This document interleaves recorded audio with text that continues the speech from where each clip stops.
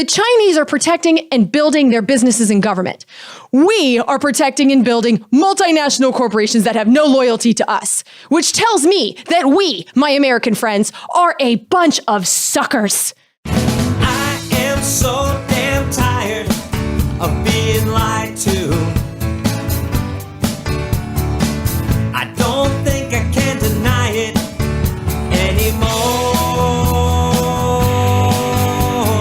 You can't stick to your story if you think it flies.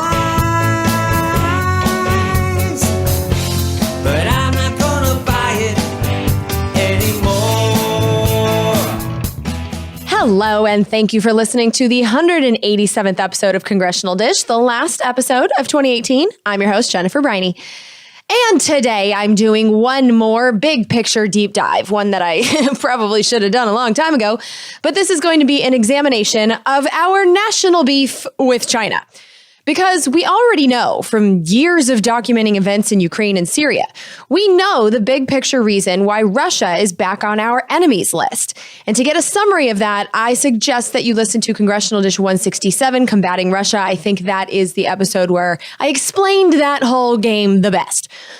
But when asked during an oversight hearing, the hearing highlighted in the last episode with the presidents of the National Endowment for Democracy, the International Republican Institute, and the National Democratic Institute, which are the private regime change focused organizations that are technically private, but funded by taxes and full of powerful Republicans and Democrats, some of them currently in power in Congress.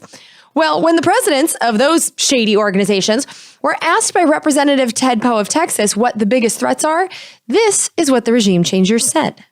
Globally, what do you personally see is the number one entity that is a threat to democracy worldwide? Is it China? Is it Russia? Is it North Korea? Is it ISIS? Is it Iran? Pick one. Pick the one you think is the threat. China. Mr. Twining? China. Mr. Wallach? Russia and China. Okay. Russia and China. China and Russia. Finkel and Einhorn. Just kidding. But yeah, that's what they said. And I get why Russia is back to being the big bad wolf. But what about China? I really, up until 2 weeks ago, didn't know much at all about China. And so after researching this for the past few weeks, the short answer is that just like Russia, the Chinese government is not adhering to the rules of the World Trade System. And when I say World Trade System, I'm referring to an economic system operated by the World Bank, the International Monetary Fund, and the World Trade Organization, which is a system designed at the end of World War II that was meant to be global and cause peace on Earth, with the idea being that those that make money together won't want to bomb the shit out of each other. The World Bank and the International Monetary Fund were created very quickly after the war, but the third leg of the system, the World Trade Organization, that didn't become an official thing until the 1990s, after the then Director General of the United Nations wrote a 500-page general outline of what would become the World Trade Organization. Basically, this one guy, Arthur Dunkel, wrote what is essentially the World Trade Organization's constitution. And so here he is speaking in 1994 about the motivations behind creating this global economic system, which they were doing at the time during the Uruguay round of negotiations. And just so you know, this guy has a pretty thick accent. He's saying centrally planned world. If I look back at the last 25 years, what did we have? We had two worlds, the so-called market economy world and the centrally planned world.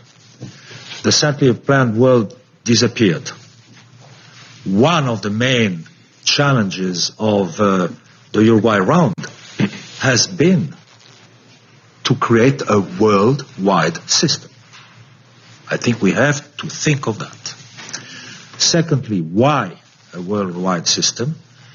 Because basically, I consider that if governments cooperate in the trade policy field, you reduce the risks of tension, political tension, and even worse than that. So that was the motivation behind the creation of the World Trade System, and the motivation by those pushing for its global expansion. There are good intentions by those doing it. And the problem, as I see it anyway, It's not so much that a global system is being created. We probably need a basic set of rules that everyone abides by since we all share this flying rock in space. But the problem with the World Trade System is that the rules have been written by people who were appointed to their positions. None of them have been elected by the populations of any country, who have chosen to create a system that aims above all else to allow multinational corporations to operate freely wherever they choose. And the result has been the hoarding of most of the wealth by a teeny tiny fraction of the human population. Basically, the richest people in the world designed a system that funnels most of the money to themselves. Our role in their system is we're the labor, we're the workforce. But we have no voting rights in this system that is sold to us as promoting democracy and freedom around the globe. Those words have been hijacked because that's simply not what this system is about. Essentially, the real-world implementation of this system has meant that the countries that integrate and allow the multinationals into their countries to sell their natural resources for a profit and to use their humans as cheap labor, well, those countries get to keep their governments, whether they were elected or not. Those countries that don't do that, however, get economic warfare and/or regime change. Non-participation in the system is not allowed. And Russia and China, they are participating, but they aren't falling fully in line with the World Trade System program. In fact, they're creating competition to the World Trade System, and that is the ultimate sin. Because right now, there are 164 countries that have officially joined the World Trade Organization, out of approximately 200 countries on Earth. And I say approximately because some of the countries aren't really countries, like what is Palestine? And so there are approximately 200 countries, and 164 have said on paper that they want to be a part of the World Trade System. On top of that, another 22 countries are trying to become members. And so they're getting pretty damn close to making this thing global.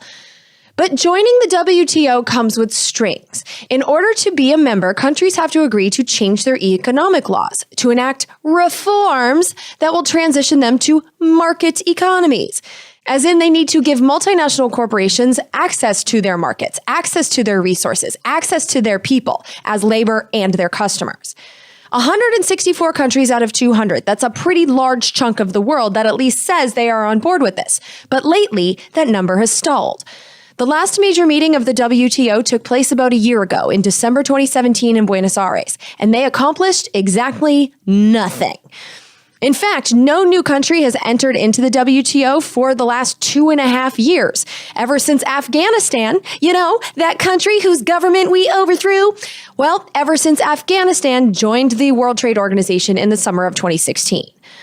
And for the record, both Russia and China are members of the World Trade Organization, even though they are both being called out as the biggest threats to the system.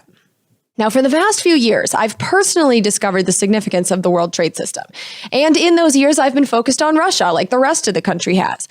But today, I want to explore China's sins against the World Trade System. And to do this, I watched some China-focused hearings that took place in the Senate Foreign Relations Subcommittee on East Asia, the Pacific, and International Cybersecurity.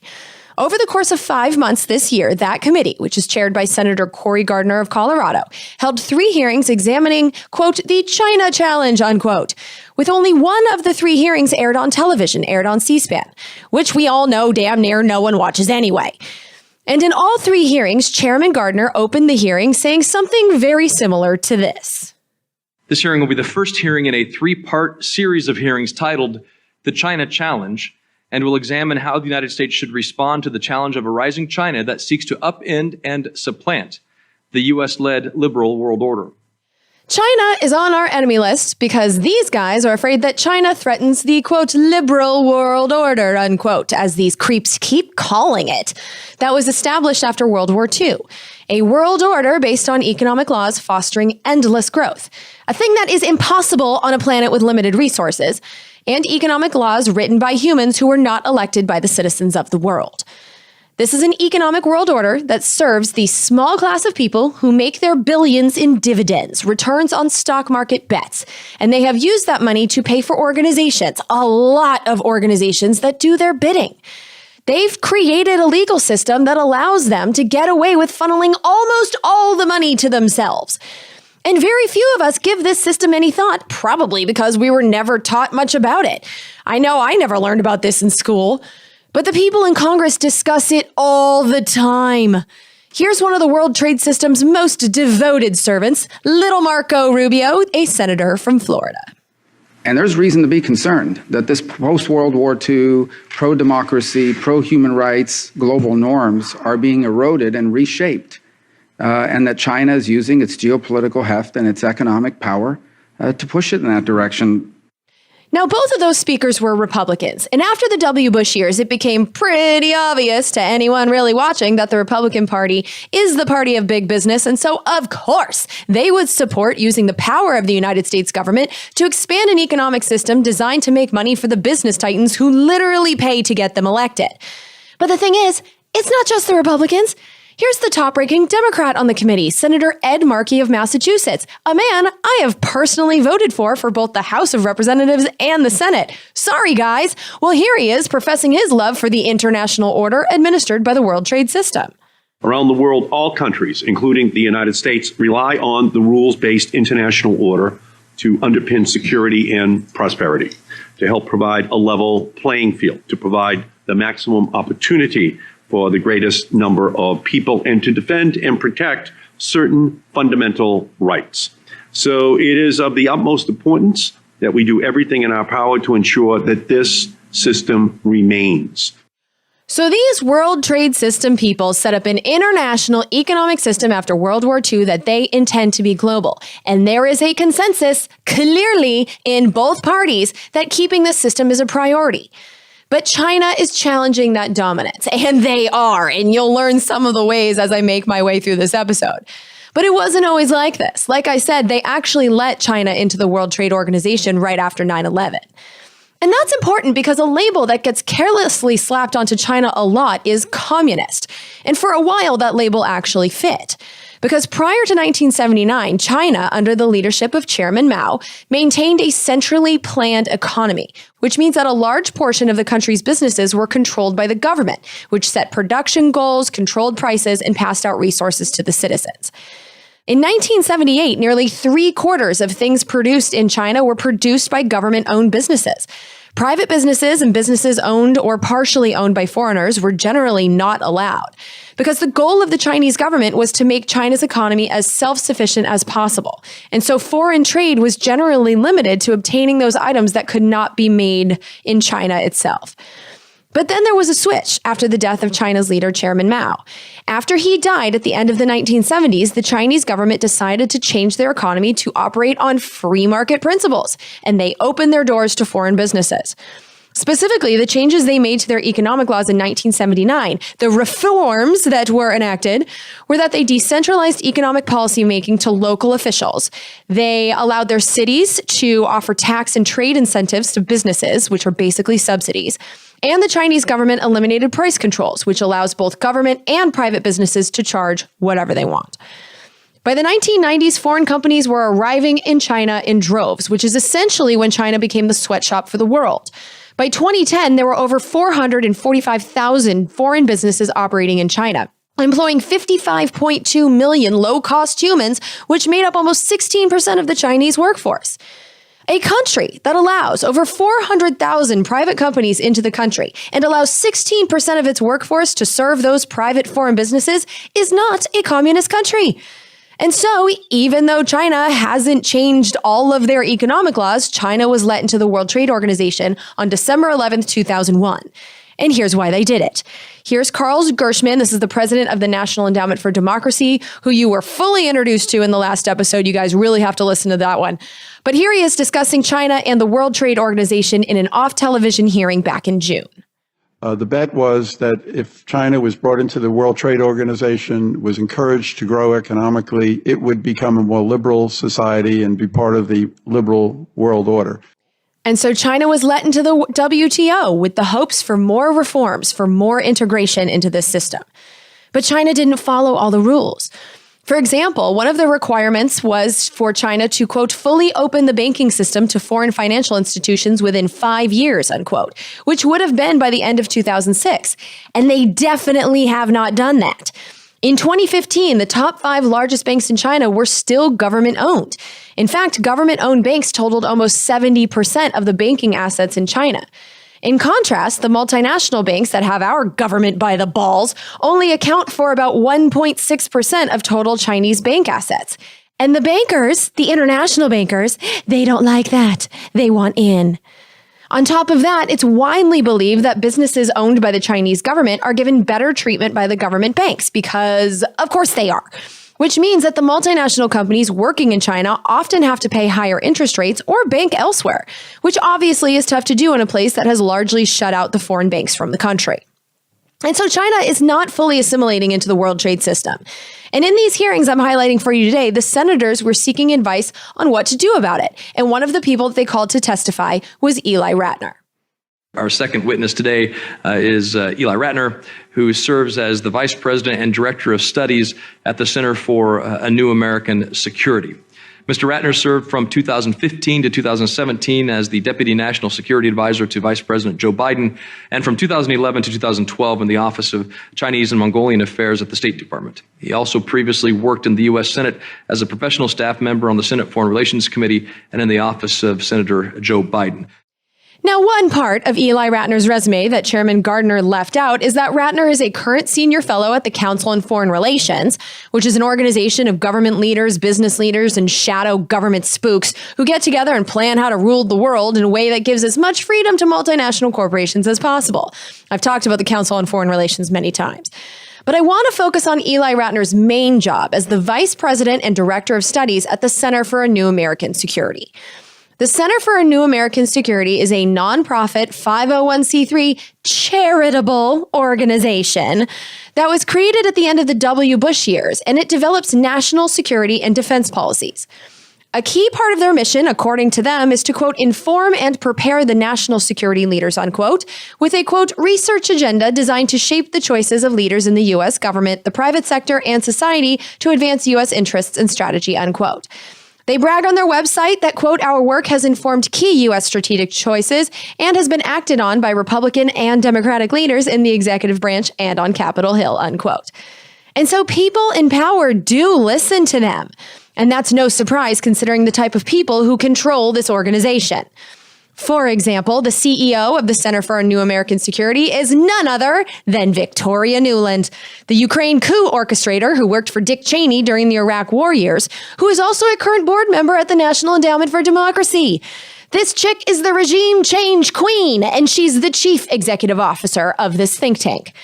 In addition to CEO Victoria Nuland, here's some other familiar names on the Center for a New American Security's board of directors, including former Secretary of the Department of Homeland Security during the late Obama years, Jeh Johnson.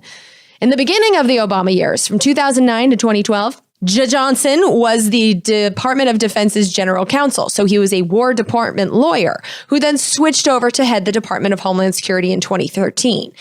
When he left the Department of Homeland Security, Jeh Johnson joined the board of directors at PG&E, which is the giant utility company known for poisoning people and getting sued by Aaron Brockovich. They're known for poorly maintaining their gas lines, which resulted in an entire neighborhood not too far from me in San Bruno blowing up, killing at least 8 people. And they're known for maintaining their wires so poorly that they burned down a large portion of wine country here in California. And their poorly maintained wires are also suspected of causing paradise to literally burn to the ground, but we aren't entirely sure about that one yet. But yeah, Jeh Johnson was in charge of an agency that had to clean up PG&E disasters, and then he immediately went to work for this criminally reckless company.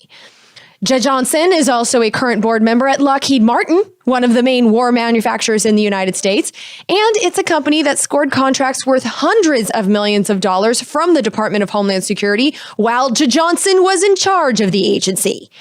And Jeh Johnson is also a partner at international law firm Paul Weiss, Rifkin, Wharton, and Garrison LLP, and their clients include Caesars Entertainment, Las Vegas Sands, Rock Gaming LLC, which is a bunch of casinos, Major League Baseball, the Weinstein Company, #MeToo, Viacom, Universal Studios, Time Warner Cable, British Telecom, Asia Satellite. So they not only represent the media, but they represent international media and telecoms. They also represent Motorola, Microsoft, AIG, and a bunch of banks. Citigroup, Deutsche Bank, Goldman Sachs, Morgan Stanley, the Abu Dhabi Investment Authority, which is a part of the Abu Dhabi government. They also represent the U.S. Department of Energy, the U.S. Department of the Treasury, and very relevant to our China episode here, Johnson's law firm represents the Shanghai municipal government. That's who Johnson has dedicated his post-government career to serving. He's one member of the board at the Center for New American Security, who is, without a doubt, a literal servant of the multinationals. Another one is former Senator Joe Lieberman. Since he disappeared from the Senate in 2013, he's been a lawyer at Kasowitz, Benson & Torres, which is a corporate law firm whose clients include National Grid, which is a utility company in at least New England. They were my utility company when I lived in Boston. He also represents Energy Transfer Partners, which is one of the companies responsible for the Bakken pipeline, known to most people as the Dakota Access Pipeline, which is the almost 2,000-mile-long oil pipeline that water protectors camped out in North Dakota for months to try and stop back in 2016. Joe Lieberman is on the pipeline people's side of all that. Joe Lieberman also represents U.S. Bank, AIG, MetLife, Comcast, Google, and Hilton. And his hotel thing, he's all up in the hotels because since 2017, he's also on the board of directors at Park Hotels and Resorts, which owns a bunch of Hiltons and Waldorf Astorias all over the country.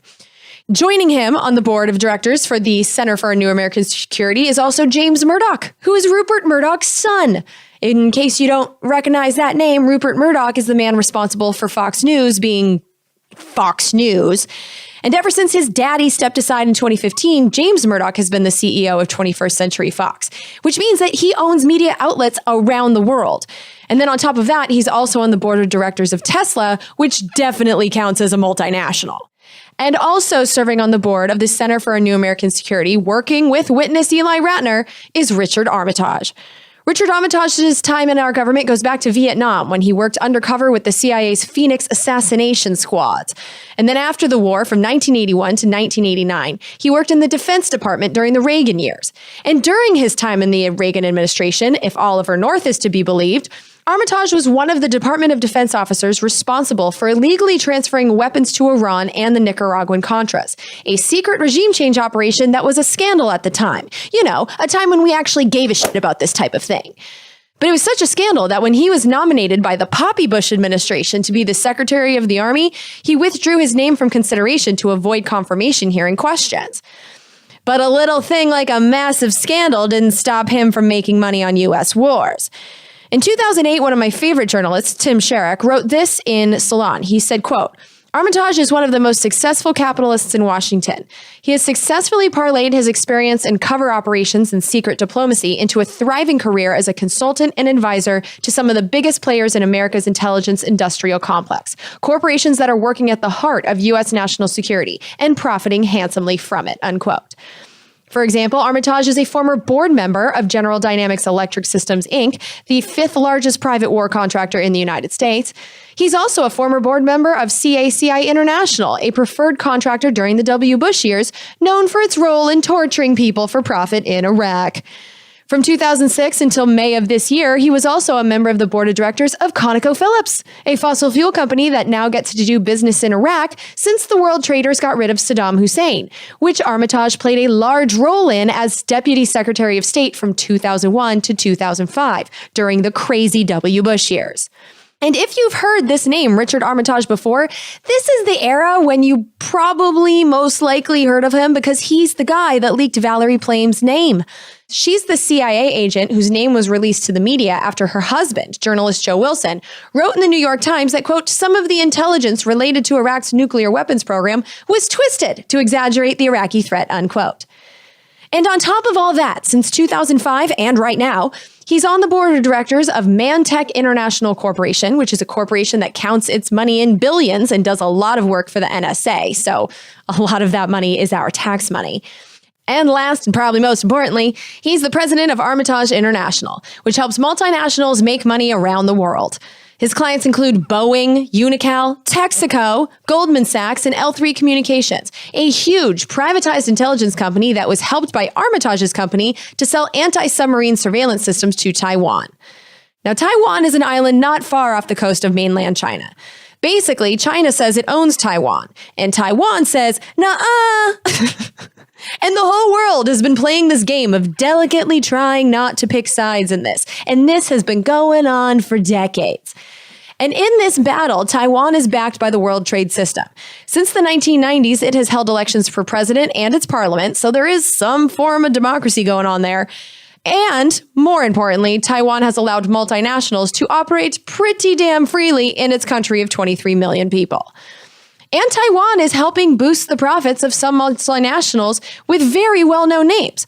For example, Taiwan has let in manufacturing companies that use Taiwan's humans for cheap labor because their minimum wage will be increased to $4.86 per hour in January. That's them going up. And the companies that are taking advantage of this cheap labor include Ford, Dell, Dow Chemical, and Procter & Gamble, which is a company that owns Olay, Head & Shoulders, Pantene, Gillette, Oral-B, Pampers, Tide, and others. And a company owned by Richard Armitage, a board member at the Center for a New American Security, helped Taiwan get military equipment, which is obviously about protecting Taiwan from China. So what I'm trying to get to here is that the actions of these people tell me that the members of the board of directors at the Center for a New American Security are hardly neutral observers when it comes to China or the World Trade System. These are the people who call the shots at the Center for a New American Security and work with 3 out of the 4 witnesses called to give advice to Congress in an off-television hearing about what to do about China. These are the people who work with witness Eli Ratner. And so, here is Senator Jeff Merkley of Oregon speaking to Eli Ratner of the Center of a New American Security about China and how they're behaving within the World Trade System. Mr. Ratner, under WTO, is China allowed to offer subsidies to its businesses? Senator, I'm not a trade lawyer, so I can't get into the weeds of WTO law, but I think the answer is no, and there are several other dimensions in which they're not in compliance with the agreement. Under the WTO, China is required to do an annual report of all of its subsidies to different enterprises. Does it do that report? I believe not, Senator. So when it fails to do the report, we are, under the WTO, allowed to do a report on their subsidies. I did an amendment a few years ago that said if China doesn't produce their report, our trade representative will be directed to produce our report. And before that amendment, the ink could dry on it. Our trade rep under President Obama produced a list of 200 Chinese subsidies we were well aware of, but rarely kind of articulated. So we certainly have an understanding of massive Chinese subsidies that are not allowed under WTO. How about to offer loans to at non-market rates? I believe not, sir. Or to provide land for free as a form of subsidy? I think that's right, as well as forced technology transfer and a number of other practices. And how about being required for our companies to be required to locate in a particular part of China where the infrastructure is inferior to other locations? Correct. A couple of years ago, when I was part of a delegation to China, we were at a meeting of the U.S. Chamber of Commerce in which many of these practices were highlighted. But one company in particular stood up and said, and I won't name the exact company because they probably didn't want it too much publicized at the time, but they said they were basically told, we have to put our manufacturing center in this far western city, far from the port infrastructure. We are told we cannot build any size of item that is in direct competition with the Chinese items. They were told they only could build larger versions that the Chinese weren't yet building, or they would be shut down and shut out of the country. Is that type of activity by the Chinese legal under the WTO? No, sir. And what about requiring American companies to do joint venture arrangements in order to be able to locate in China? Also not part of the agreement. So, and you're familiar with how these joint venture agreements are often used as a way to drain U.S. technology? Yes, sir. So what does one say to the American citizen who says, China is violating all of these rules, and the WTO we has no mechanism by which we appear to be able to hold them accountable? Why shouldn't we work intensely to create an ability to hold China accountable to the structure of the WTO? I think that was the intention of the Trans-Pacific Partnership. The Trans-Pacific Partnership. It's been a while since the good old TPP popped up on our radar, hasn't it? Well, the Trans-Pacific Partnership, the TPP, was is a trade agreement economically linking 11 countries now that we aren't a part of it. But back in the Obama years, when this thing was being created behind closed doors, there were 12 countries, including the United States. But President Trump, pretty much first thing when he became the president, refused to use the expedited procedures currently in place to get treaties like this approved by Congress. And so we're not in the TPP. The other countries, though, moved forward without us, and the new agreement is called the Comprehensive and Progressive Agreement for Trans-Pacific Partnership. But if you want details on the TPP, I did 7 episodes about it, all of which are listed for you in the show notes. But basically, to learn about the agreement itself, the best ones to listen to are episodes 114, 115, and 116. For those episodes, I read the environment, medicine, and investment chapters of the TPP, and I concluded that this thing was a bad deal for the vast majority of the world's citizens. One of the main reasons is because of the investor-state dispute settlement system that it would have expanded that allows companies to sue governments if the citizens dare to enact laws that limit the profits of foreign companies who make deals with corrupted governments. Essentially, it doesn't exactly stop local communities from enacting the laws that they want to protect them from corporate greed and pillaging. But if they do enact laws that negatively affect expected profits, the communities would have to pay those companies. And these trials have no juries. Instead, the judges are 3 corporate lawyers that sit on tribunals. This thing's fucking nuts. And so personally, I'm glad the TPP is currently dead to us. But these servants of the multinationals, they are not happy about this. And so here's Eli Ratner again of the Center for a New American Security. First, the Senate Foreign Relations Committee should hold hearings on the costs and benefits of rejoining the Trans-Pacific Partnership. Rejoining TPP is among the most important things we can do to advance our economic position in Asia and erode the effectiveness of China's economic coercion. By contrast, U.S. withdrawal has done substantial damage to our standing in the region and is facilitating the development of a Chinese sphere of influence in Asia and beyond. Rejoining TPP would renew confidence in the credibility and commitment of the United States, help to reroute supply chains in the region, open new markets for U.S. companies, and ultimately reduce China's economic leverage. But I have to say this, opening new markets for U.S. companies, these aren't U.S. companies. They're multinational. So many of these companies have their headquarters in other countries so that they can dodge U.S. taxes.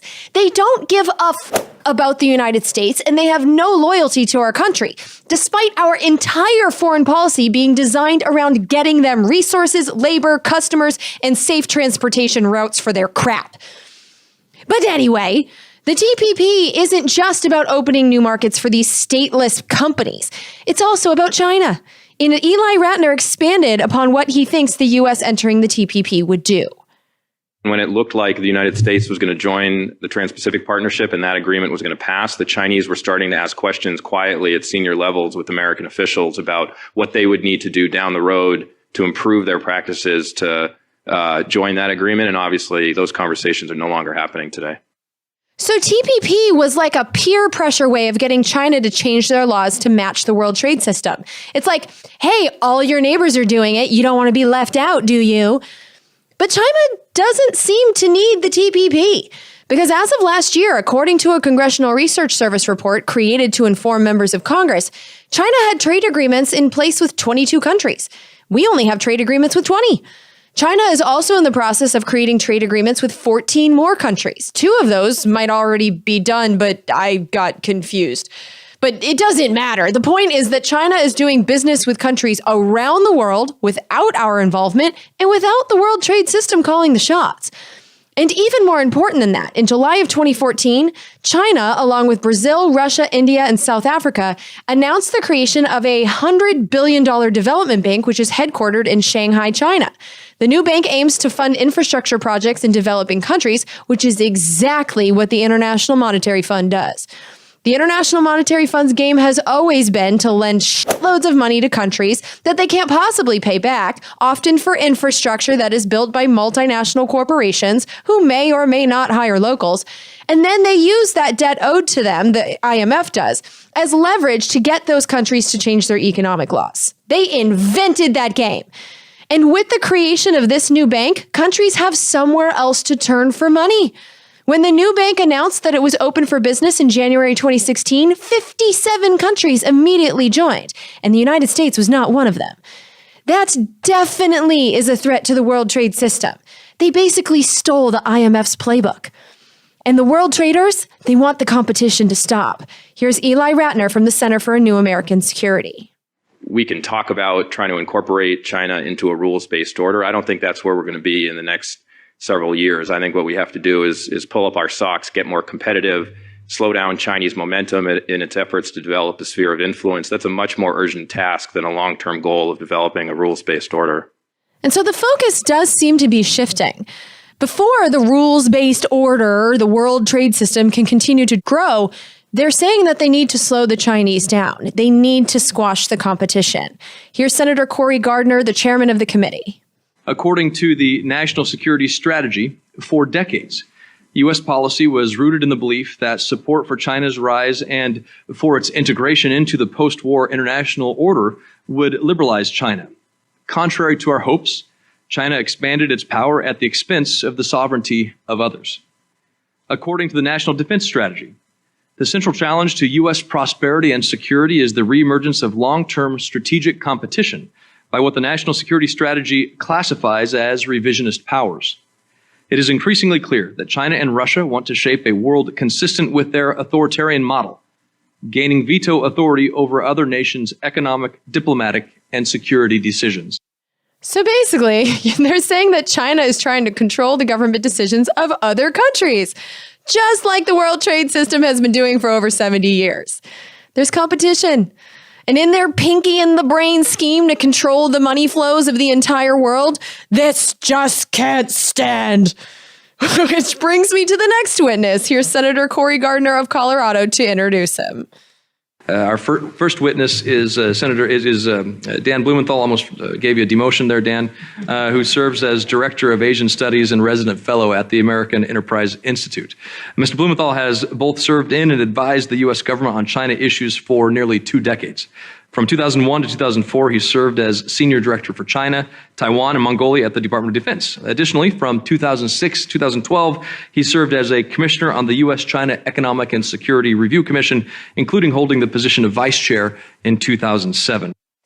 I would like to repeat that during the W. Bush administration, an administration that everybody knows was fully dedicated to freeing markets, so dedicated that they violently overthrew the government of Iraq.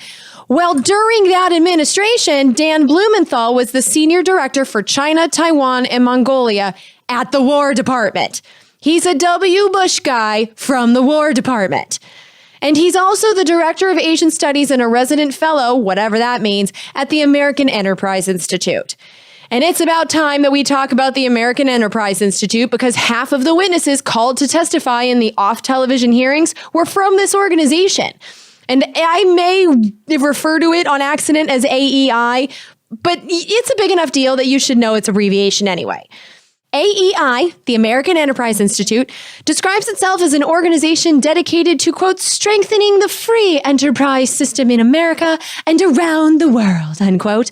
And there are some pretty famous free market warmongers on their board of trustees, like former Vice President Dick Cheney. Need I say more? I don't think so. Basically, the American Enterprise Institute is a think tank that tells dum-dums in Congress what free market policies to enact, even though they say on their website that they don't participate in political advocacy. Now, they have to say that in order to keep their tax-exempt status and ability to keep some of their donors secret. But it's bullshit in reality. They tell the world exactly what they work for on their About page. They are dedicated to strengthening, quote, the free enterprise system, unquote. And that's the label for the economic system operated by the World Trade System, the system that allows multinationals as much freedom as possible. Take freedom for fossil fuel multinationals as an example. The American Enterprise Institute, as an organization long tied to the fossil fuel industry representatives that staffed the W. Bush administration and that now staff the Trump administration, and as an organization funded by the famous fossil fuel industry titans Charles and David Koch, and as an organization that has taken at least $1.3 million from ExxonMobil, well, AEI was one of the groups behind convincing the world that climate change is just a bunch of bullshit. At one point during the W. Bush years, stooping as low as offering to pay scientists and economists $10,000 each to talk shit on the United Nations Intergovernmental Panel on Climate Change, which is the report that has essentially told us over and over again for decades that we're unless we stop burning fossil fuels for energy. And so basically, the American Enterprise Institute, which has been consistently staffed by people like Dick Cheney, who are loyal servants to the fossil fuel industry, well, AEI got paid by companies that burn fossil fuels and then used their money to spread the idea that burning fossil fuels is okie dokie. But I'm sure those two actions are completely coincidental because they don't do policy advocacy, right? American Enterprise Institute also has some very interesting coincidences in its work regarding China, specifically China's relationship with Taiwan, that island off the Chinese coast that's kind of independent from mainland China.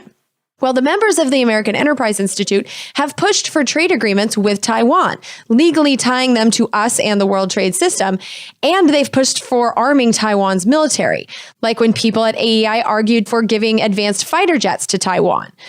This makes sense in an ideological standpoint, but it's also worth mentioning that the American Enterprise Institute was paid over $500,000 by the government of Taiwan, although we were never supposed to know that. We only know that because they filed the wrong paperwork by mistake, and whoopsie, that went public. But one of the American Enterprise Institute people who pushed for both free trade agreements with Taiwan and weapons sales to the island was Dan Blumenthal, the guy called to Congress to testify about our relationship with China. And the cherry on top is that Blumenthal also recently founded Pacific Solutions LLC, which provides advice to companies trying to expand their business in Asia.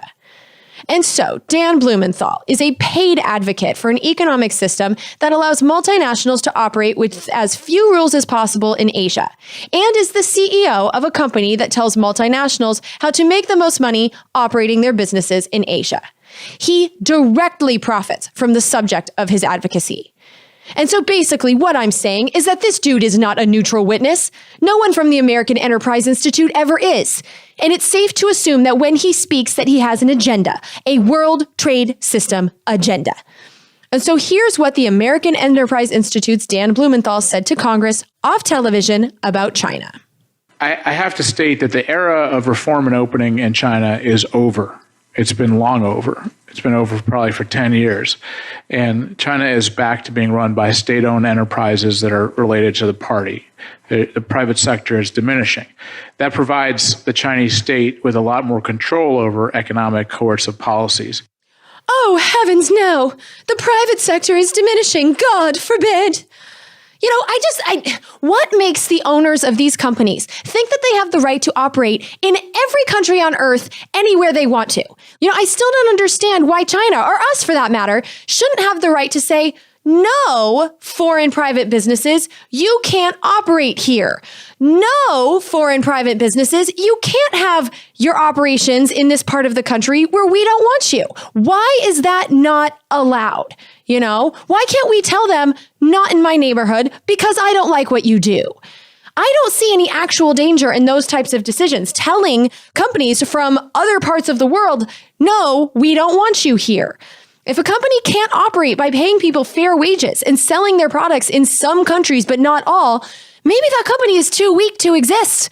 But why? Why is it expected that they should be able to do whatever they want, wherever they want in the entire world? That whole thing, it just... But of course, Dan Blumenthal sees it as a problem that the private sector's role in China isn't growing, because everything in this economic system is supposed to grow, like cancer. And Chairman Gardner, he asked Dan Blumenthal for more details. Mr. Blumenthal, you mentioned in your opening statement, you talked about the economic opening in China being over. Could you go into a little bit more detail of what you mean by that?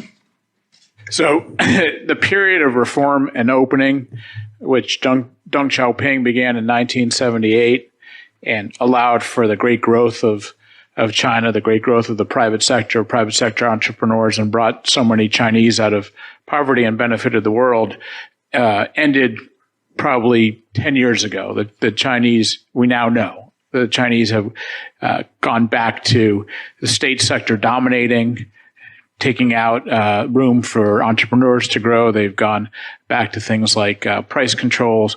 They've gone back to things like lending on the basis of non-market, non-profitable lending, but rather through patronage from the party to state-owned enterprises. They certainly haven't moved any further than they were 10 12 years ago on market access, things that we've been pressing for. They haven't stopped subsidizing. In fact, they've doubled down on subsidizing their state-owned enterprises, which is probably the single biggest cause of probably the WTO stalling as much as it has. And Xi Jinping is certainly not taking China down the road of another round of market reforms. Quite the contrary. He's statist and favoring state-owned enterprises and the subsidization of state-owned enterprises over the private sector. So clearly, China is on the shit list for supporting their government-owned businesses, which makes it hard for the private sector multinationals to compete because these guys are all about competition, right? Well, unless there's competition against their system, then, oh, hell no, here's Chairman Gardner. In recent writings in Wall Street Journal, quotes from President Xi, China has its own ideas about how the world should be run, and as he put it, to lead in the reform of global governance. Another quote or another statement: in at least 8 African countries, as well as some in Southeast Asia, Chinese officials are training their counterparts in how to manage political stability through propaganda and how to control media and the internet, and that the China model provides a new option for other countries who want to speed up their development while preserving their independence. And finally, this: China has committed to train 10,000 political elites in Latin America by 2020. All of this speaks to the need for what you have described, Mr. Ratner, what you have described, Mr. Blumenthal, is U.S. leadership and U.S. response. Whether it's the BUILD Act, whether it's legislation that Senator Young has described, the legislation that we have co-sponsored together, the Asia Reassurance Initiative Act, this is a time for U.S. leadership.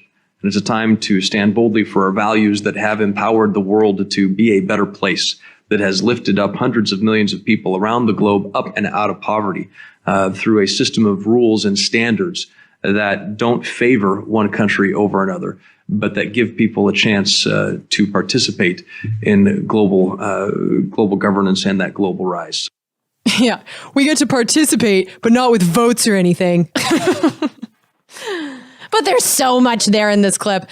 You know, some of you who listened to the last episode about the National Endowment for Democracy probably felt some hypocrisy pangs when he said, in at least 8 African countries, as well as some in Southeast Asia, Chinese officials are training their counterparts in how to manage political stability through propaganda and how to control media and the internet. oh, that's rich. That's real rich, considering how it's people here in the United States that are pressuring the tech companies to take down a bunch of posts. Let's not be accusing others of controlling the media and the internet when that's exactly what our leaders are trying to do. And he said, and finally this: China has committed to train 10,000 political elites in Latin America by 2020. That's exactly what we do.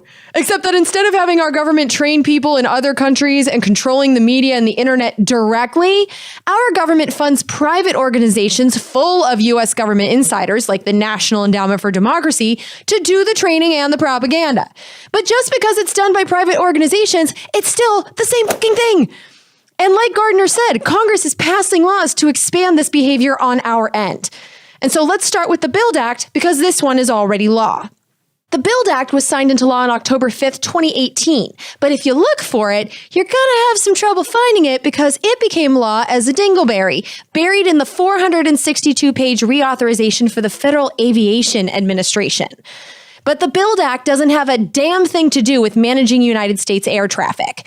Instead, the BUILD Act creates a new development finance institution, a U.S. government-owned bank that will lend other countries money to build things in return for changes to their economic laws. It's basically a United States version of the International Monetary Fund. It says right in the law that the purpose of the new development bank is to, quote, facilitate market-based private sector development, unquote, in other countries and to, quote, provide countries a robust alternative to the state-directed investments, unquote.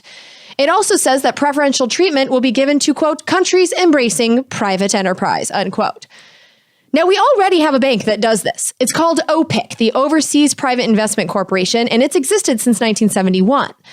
The difference is that this new bank, the U.S. International Development Finance Corporation, well, this new bank will have doubled the funding and more freedom to operate than OPIC ever did. And eventually, this new bank is going to absorb OPIC entirely. And so first, the funding.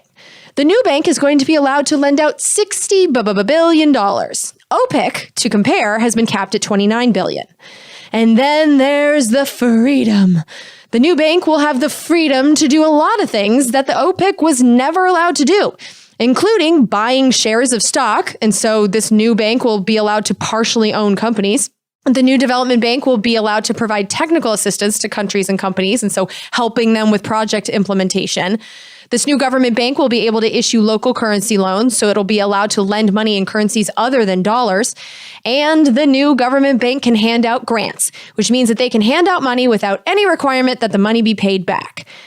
And get this, the new bank, quote, may designate private nonprofit organizations as eligible to receive support, unquote, and to, quote, improve the overall business enabling environment, financing the creation and expansion of the private business sector, unquote.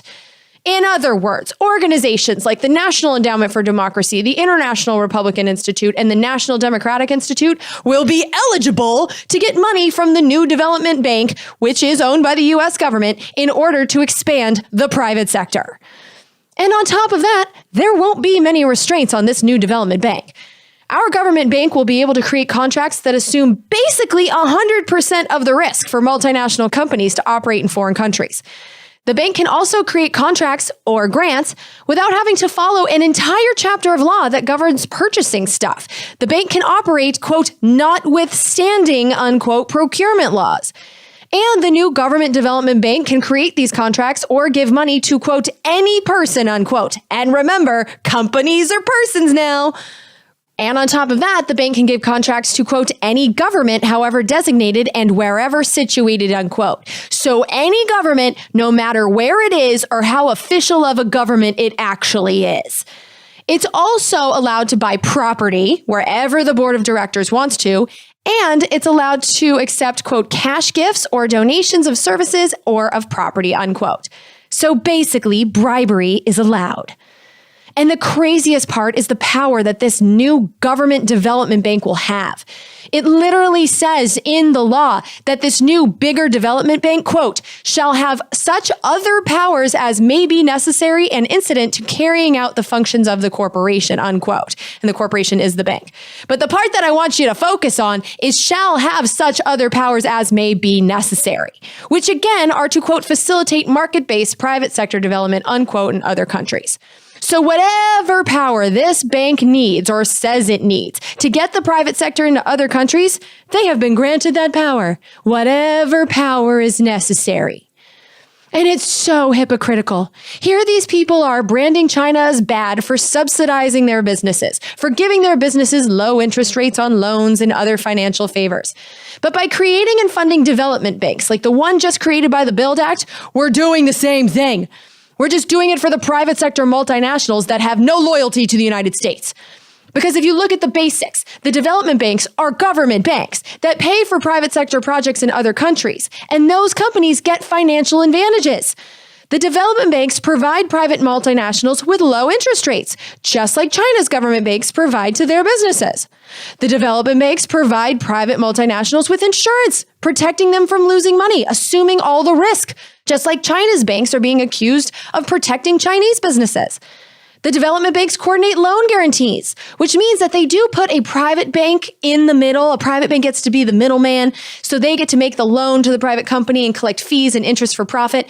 But if the loan goes to the government development bank, well, they're the ones that pay. The private banks can't lose. That's a subsidy. The U.S. government subsidizes businesses all the time. It's just not for the benefit of the vast majority of the Americans. It's not for the benefit of the U.S. government, even if the government is able to collect a relatively small amount of money in fees that keep the development banks operational. But the true beneficiaries of the United States government subsidies are these small fraction of people all over the world. They're not even all Americans who have enough money to bet on multinationals in the stock market. And of course, the executives in these companies that get paid in stock. At least the Chinese are doing it for their own benefit, for the benefit of the Chinese government, and by extension for the Chinese people. But us American paycheck earners, we don't get anything from the success of the multinationals, especially the shitload of them that headquarter their companies outside of the U.S. to avoid paying taxes, to avoid paying their fair share into the country that has been fighting for them, literally, to get access into every market in the world. The Chinese are protecting and building their businesses and government. We are protecting and building multinational corporations that have no loyalty to us, which tells me that we, my American friends, are a bunch of suckers. And it's amazing that this new bank is already law and is expected to be operational within a year because OPIC, the development bank that we already had, it was one of 62 agencies that the Trump administration wanted to kill. But instead, he signed into law a bank double the size as part of a totally unrelated bill reauthorizing the work of the Federal Aviation Administration. And honestly, I have to wonder if dumbass even knows that this was in there or if he cares. You know, he probably doesn't, considering it's not a topic of conversation on Fox News. But you know what? Who cares what Trump knows? I don't care. I care that Congress did this. You know, usually when something is dingleberried into law, one of the effects is that we aren't able to look at how our representatives and senators voted. And that's true on this bill in the Senate, but the BUILD Act did on its own pass the House of Representatives before it was snuck into the FAA reauthorization. And 94% of the version that passed the House of Representatives did become law. But here's the thing about checking to see how your representative voted. There was no recorded vote. It was voted on by voice vote, which means that if no one objects, then it passes. And no one objected. For all intents and purposes, every single person in the House of Representatives can be counted as supporting this new development bank with essentially unlimited powers. That's how bipartisan this is, assuming that they read the BUILD Act, which of course we know we can't assume. But anyway, the idea of lending out so much money, issuing loans so giant that they can't be paid back, which therefore allows the lender to hold a government tight by the balls to shape that government's decisions, is a move that has been mastered by the International Monetary Fund. And like I said before, China is stealing plays directly out of the IMF playbook. Here's Senator Ed Markey of Massachusetts. And through its Belt and Road Initiative, or BRI, China is burdening countries receiving infrastructure loans with debts so extreme that they begin to undermine their own very sovereignty. According to a recent New York Times report, this Belt and Road initiative amounts to a debt trap for vulnerable countries around the world, fueling corruption and autocratic behavior in struggling democracies. So the Belt and Road Initiative is a multi-trillion-dollar, trillion, that's with a T, a global investment initiative launched by China in 2013. So it's relatively new. It's been going on for 5 years. And what it does is it funds infrastructure projects in other countries. And these projects are massive. They're mostly building transportation systems, both for physical items and energy. So they're building railroads, roads, bridges, gas pipelines, ports, and power plants. And the purpose of the Belt and Road Initiative is to create infrastructure and trade links between China and 65 other countries. Countries that house 62% of the human population and 75% of known fossil fuel reserves. Essentially, by linking these countries with new infrastructure, China will be able to decrease the cost and the amount of time it takes to move their products. And it would likely place China at the center of a Eurasian economic trading area large enough to rival the transatlantic one that we Americans, or the multinationals that have hijacked our government, have been at the center of for decades. And their plan is already in place on a much larger scale than I ever imagined. The Chinese have already finished building railroads that stretch from Madrid in central Spain all the way across Europe and Russia to the east coast of China. They also have a disconnected network of oil and gas pipelines, with the most progress being made in the Middle East. And they also have plans to build more in some of the countries that were named in that hearing from the last episode as targets for regime change, like Armenia, Georgia, and Uzbekistan. So that's something worth watching. But the most stunning thing to see is how many ports the Chinese already control. I counted 30 outside of China, and they were located all over Africa, Europe, the Middle East, Asia, and Australia. And so here's Carl Gershman, he's the president of the National Endowment for Democracy, explaining the concern from the perspective of the World Trade System. It's a problem with the Belt and Road Initiative, which is not just an economic expansion. This is intimately tied to China's geopolitical and military strategy, precisely to get strategic ports in Sri Lanka or in Maldives, because countries fall into the debt trap and pay back by leasing their ports. And so, like I said, China is straight up stealing the IMF playbook. They're loaning countries shitloads of money and then using that debt to get those countries to do what they want them to do. The IMF tries to get the economic laws changed, and it sounds like China is trying to steal some of their infrastructure, but the strategy is exactly the same. And yes, I'm amused by it. It's definitely funny. But anyway, here's Senator Ed Markey of Massachusetts. And I just have one final area of questioning, if I may, and that just goes back to the Belt and Road Initiative, which has resulted in a very generous policy by China of loaning money to countries, which they then can't pay back, which then results in China being able to extract huge long-term concessions from those countries. Sri Lanka, just a perfect example where they've now had to give up a 99-year lease to the Chinese company, which is partially owned by the Chinese government, 15,000 acres of land. And now it appears there are more countries that are starting to reconsider how far in debt they want their countries or companies to be to a Chinese entity. But at the same time, President Xi just in the last few days has announced a new $60 billion program of grants, of loans around the world on top of the $60 billion program that they've had in the past that now has these consequences. So. And Sri Lanka's situation, like Markey said, is a perfect example to show what China is up to. Because after the end of Sri Lanka's civil war, which the government won using $1 billion and military weapons supplied by China, well, the president of Sri Lanka took out huge loans from China to pay for construction projects in his hometown, including a huge cricket stadium that was large enough to seat the entire district with extra seats to spare, and an international airport, which apparently has no flights, and a port. And China, as a term of the loan, required the Sri Lankans to use Chinese labor, and so no locals got paid to do the work. And then the loan was, of course, so big that the Sri Lankan government wasn't able to pay it back. And then the Chinese refused to adjust the terms. And so in order to reduce their debt to China, Sri Lanka basically had to give a Chinese company, one owned by the Chinese government, a 70% ownership stake in the port and a 99-year lease to manage the port, which effectively gives China control of that Sri Lankan port. And Sri Lanka said that they're not going to allow the Chinese to use that port for military purposes, but if China owns most of it and has Chinese people operating it, how would Sri Lanka stop them? Because as much as the world traders are concerned by China's ability to control the flow of money in Eurasia and Europe with their kind of genius Belt and Road Initiative, they are definitely concerned about the military aspect of it, as they probably should be. In this next clip I want to play for you, Senator Ed Markey of Massachusetts is going to question a witness from the second hearing that was not aired on television. Here is Chairman Gardner introducing her. Our first witness is Dr. Oriana Schuyler Mastro, who is the Jeane Kirkpatrick Visiting Scholar at the American Enterprise Institute, where she focuses on Chinese military and security policy in the Asia Pacific. She is also Assistant Professor of Security Studies at the Edmund A. Walsh School of Foreign Service at Georgetown University and serves in the United States Air Force Reserve as a political military affairs strategist at Pacific Air Forces.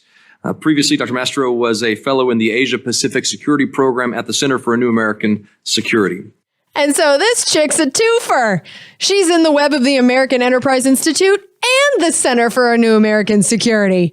And her advice pretty much was exactly what I expected. Here's Senator Ed Markey and the twofer. In September of 2013, China began a concerted effort to build artificial islands in the South China Sea. By crushing coral reefs into sand, it built land features where none previously existed. On top of that, China expanded small outposts into military bases capable of conducting operations.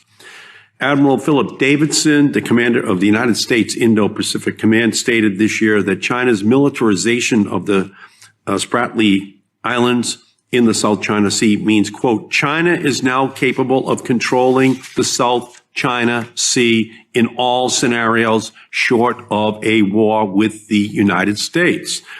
Ms. Mastro, what considerations or challenges do these bases pose for other claimants and the United States in peacetime, in the gray zone, or in conflict? In other words, what are the implications of China's military bases in the South China Sea?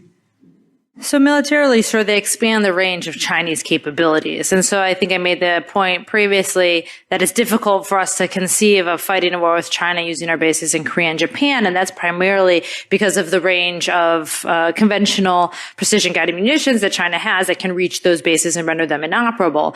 In the South China Sea, which is about the size of the United States, China's power projection capabilities historically have been quite limited. And in the report, for example, one thing that was highlighted was the H-6K. When it has LACMs, now China can extend its range to 3,300 kilometers. But if you actually have bases there coupled with carriers, then China is able to sustain combat sorties, for example, for longer periods of time at farther ranges than it was before. And this is what allows it to be able to control, as the quote suggested, large areas of the South China Sea, the air, and the sea.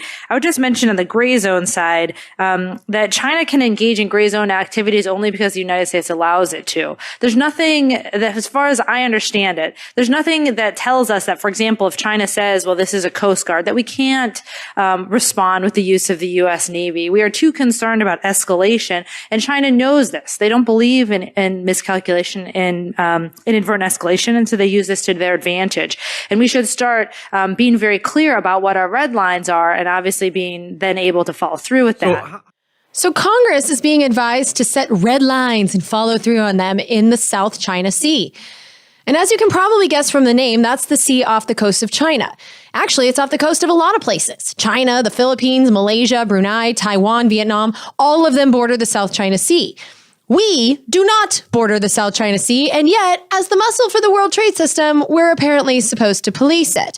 And from that lens, it's easy to understand why. Because a third of the crap being schlepped and sold around the world by multinationals passes through the South China Sea. And so multinationals need to be able to navigate through the South China Sea to get their products onto shelves. The South China Sea is also home to, apparently, a shitload of fossil fuels, oil and gas.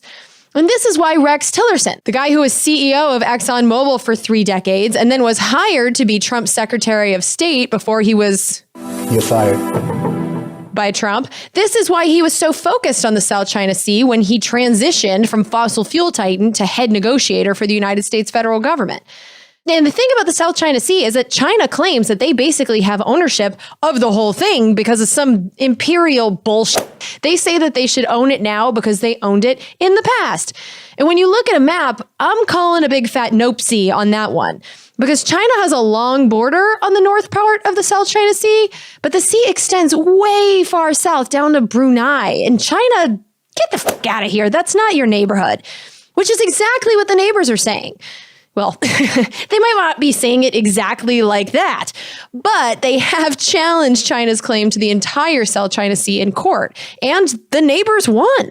Specifically, the Philippines filed a case in January 2013 at the International Criminal Court, which I don't think is a World Trade System thing. I didn't go too deep to look at its connections, but I know it's definitely not in the World Trade System. It's a separate thing. I don't know how they're connected if they are. But anyway, the Philippines filed a case saying that China doesn't have a legal right to control the entire South China Sea, and they won that case in July of 2016. But between 2013 and 2016, while the case was being tried, China had built 7 islands, which, when you see the pictures of these things, they're military. They have runways and little else. And so I think it's safe to say that they are building up their military in the South China Sea, and the island building is a part of that. Which brings me to our military buildup, which no one seems to be aware of and which has already begun. Because we know that we have our military built up and stationed on one side of Russia, in the Baltic states near Europe, thanks to the European Reassurance Initiative. Well, it turns out that since 2016, plans have also been set in motion for a U.S. military buildup on the other side of Russia, near China. This military buildup started with the name the South China Sea Initiative, which I think pretty well explains where the military buildup is intended to be.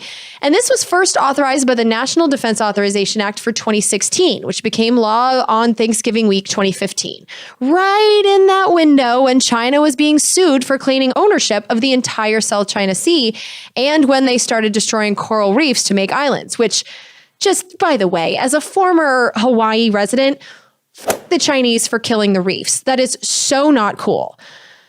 But anyway, the original South China Sea Initiative authorization gave permission to the Defense and State Departments to provide military equipment and training to Indonesia, Malaysia, the Philippines, Thailand, and Vietnam. And since that became law, a few things have changed. First of all, the name has changed at least 3 times, but now it's the Indo-Pacific Maritime Security Initiative. But the other thing, the thing that matters more, that has changed is that it's gotten bigger. Because the 2019 NDAA, the one for next year, expands the authorization to add the countries of Bangladesh and Sri Lanka to the list of countries eligible to receive military equipment and training. And it also extends the expiration date for this initiative from September 30th, 2020 to December 31st, 2025. And so this won't be ending anytime soon. This is not temporary. On top of that, last year's defense authorization, the one for 2018, it created a separate initiative. And the name for this has already been changed in its 1 year of existence. And so in order to not confuse things, the name now is the Indo-Pacific Stability Initiative.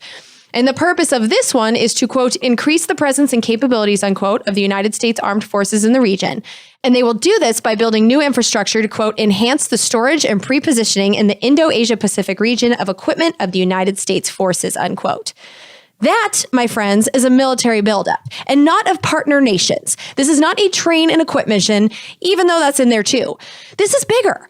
This is storage and pre-positioning of United States military equipment. And this off-radar buildup started this year.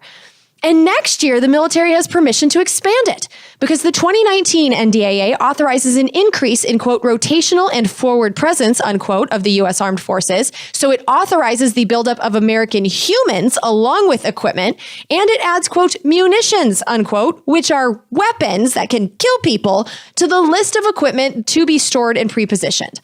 It also expands the options for funding the initiative in a way that, well, it's wonky and you won't care, but the moral of the story is that the pot of money that this can be funded with is counted in the billions. And that's just the Department of Defense. The State Department is funding security initiatives in the same part of the world. And so here's Secretary of State Mike Pompeo on August 4th. He's at the ASEAN Foreign Ministers meeting.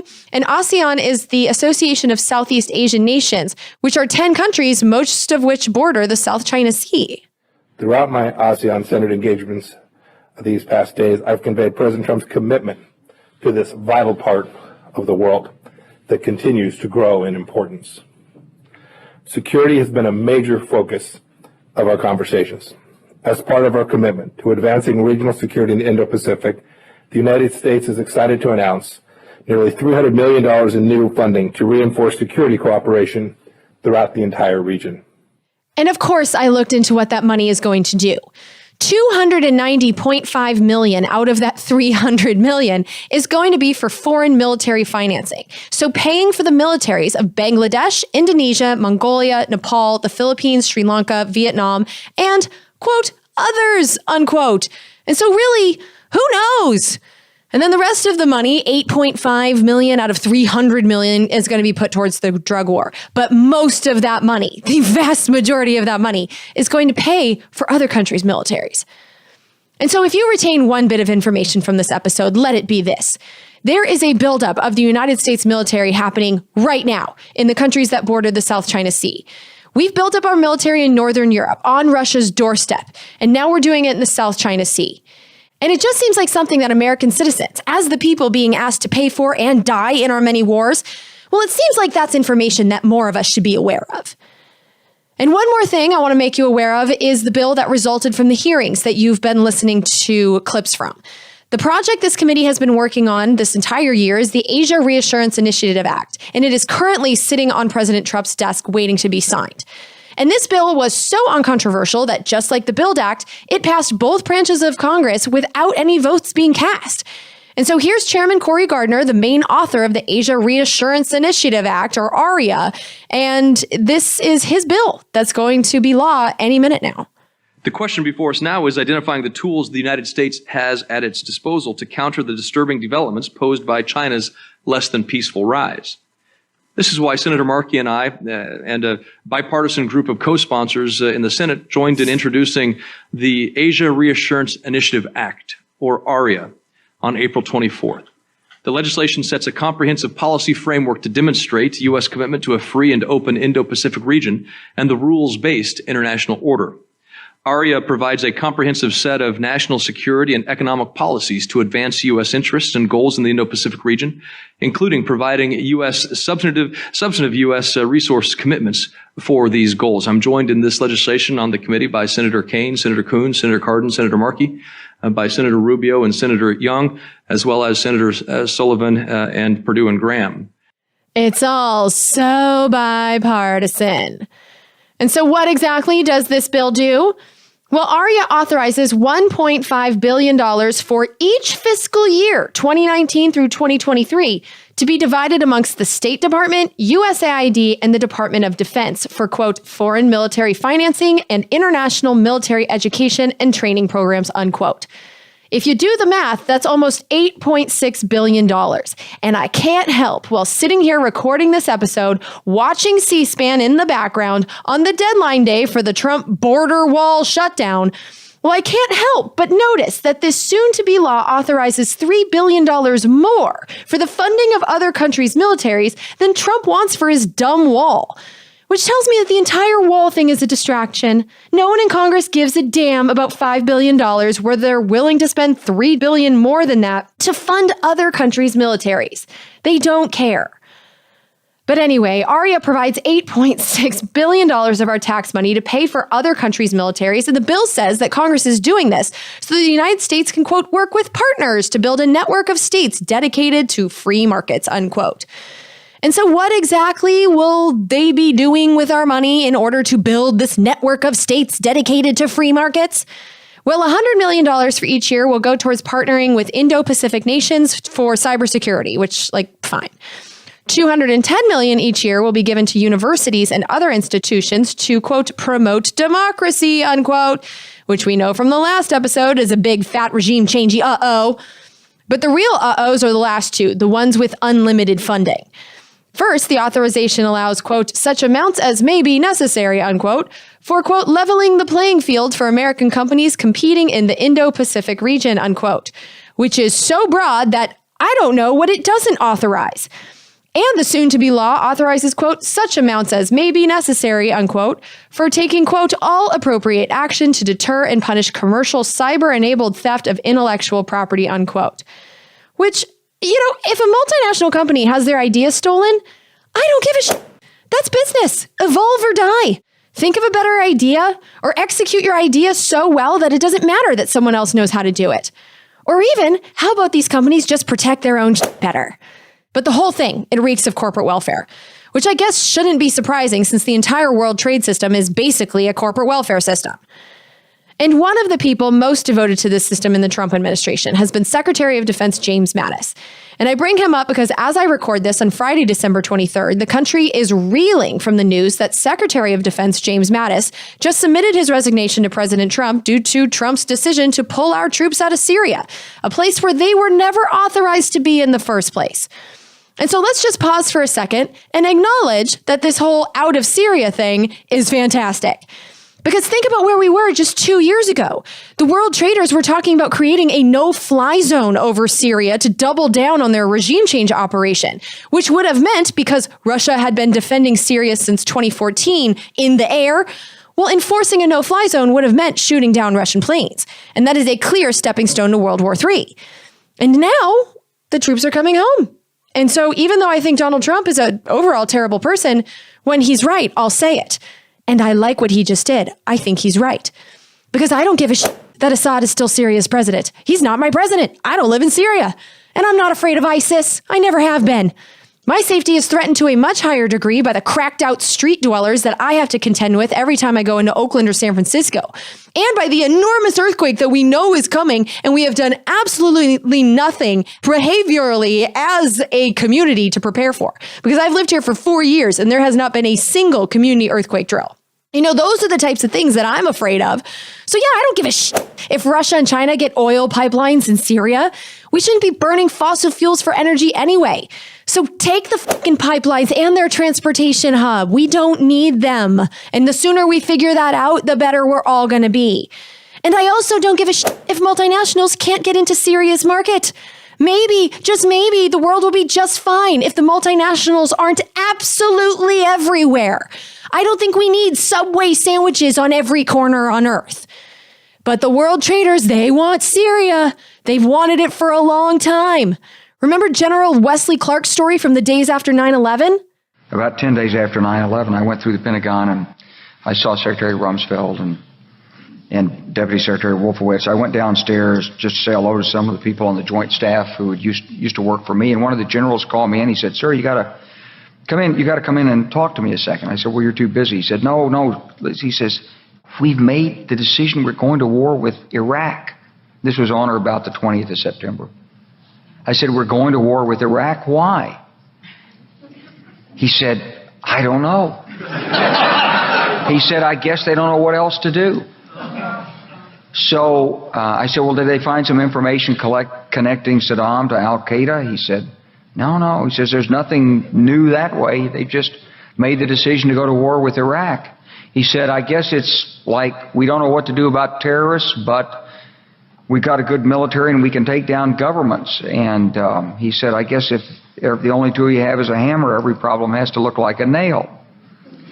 So I came back to see him a few weeks later, and by that time we were bombing in Afghanistan. I said, "Are we still going to war with Iraq?" And he said, "Oh, it's worse than that." He said, he reached over on his desk, he picked up a piece of paper, and he said, I just got this down from upstairs," meaning the Secretary of Defense's office today, and he said, "This is a memo that describes how we're going to take out 7 countries in 5 years, starting with Iraq and then Syria, Lebanon, Libya, Somalia, Sudan, and finishing off Iran." Syria has been on the World Trade System target list for at least 17 years, for all the reasons that I discovered years ago and discussed in the episode titled Why Attack Syria? And James Mattis is one of those world traders. He said in his resignation letter that, quote, "We must do everything possible to advance an international order that is most conducive to our security, prosperity, and values, and we are strengthened in this effort by the solidarity of our alliances," unquote. And he also talked about China and Russia as revisionist powers. And Trump is, for better or worse, a giant wrecking ball smashing through the World Trade System. And that really doesn't scare me all that much because we know that the system funnels most of the money to a small group of people and is based on endless growth, a thing that is impossible on a planet with limited resources, which this is. And so keeping the World Trade System the center of things is also impossible. And so change is coming. It has to. And I have no say in how that happens. And unless you're Donald Trump or a member of Congress or have $1 billion in the bank, neither do you. But since we're all forced to watch and pay for this show anyway, we might as well understand what's going on, right? And that's the value that Congressional Dish has provided for me. There are a lot of people freaking out right now about the Mattis resignation. You know, Twitter has been a real shit show for the last 24 hours. But panic results from confusion, from not understanding what is happening. And I feel no panic because I understand. Trump is not a World Trade System loyalist, and the people who are leaving his administration, they are. Syria was a World Trade System regime change operation, and Trump just officially called it off.